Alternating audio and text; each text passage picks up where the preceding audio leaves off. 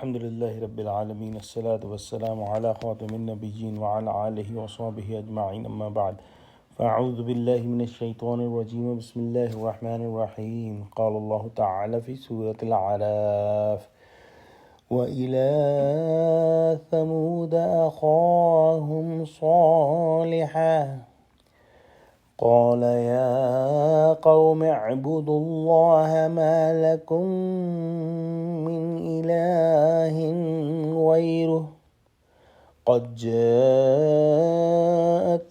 بينة من ربكم هذه ناقة الله لكم آية فذروها تأكل في أرض الله ولا تمسوها بسوء فيأخذكم عذاب أليم۔ ترجمہ: اور قوم سمود کی طرف ان کے بھائی صالح کو بھیجا تو صالح نے کہا کہ اے قوم، خدا ہی کی عبادت کرو، اس کے سوا تمہارا کوئی معبود نہیں۔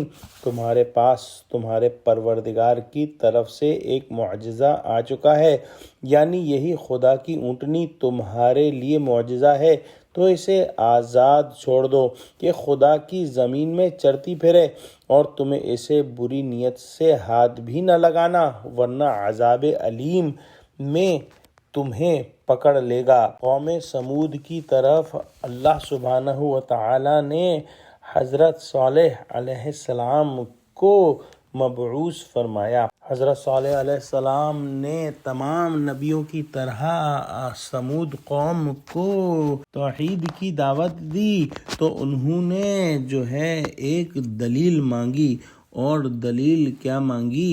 انہوں نے کہا کہ حضرت صالح علیہ السلام، اگر آپ سچے نبی ہیں، سچے رسول ہیں، تو پھر ایک گابھن اونٹنی پہاڑوں میں سے لاموجود کیجئے، اور اگر ہم نے یہ نشانی دیکھ لی تو پھر ہم وہ اللہ پر ایمان لے آئیں گے۔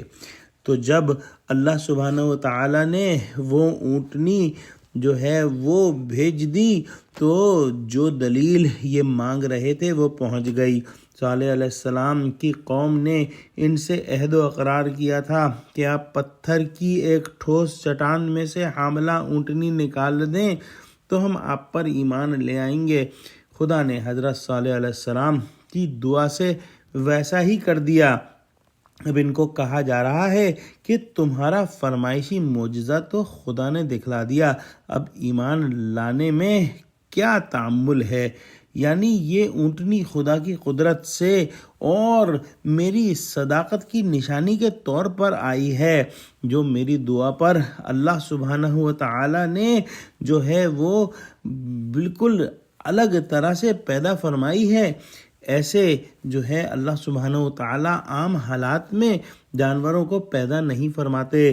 اس کے حقوق کی رعایت کرو، مثلا خدا کی زمین میں یہ مباح گھاس کھانے اور اس کی باری میں پانی پینے سے اس کو نہ روکو، غرض خدا کے اس نشان کے ساتھ جو تم نے خود مانگ کر حاصل کیا ہے برائی سے پیش مت آنا، ورنہ تمہیں اللہ سبحانہ و تعالی کی طرف سے ایک درد دینے والا عذاب آ کر پکڑ لے گا۔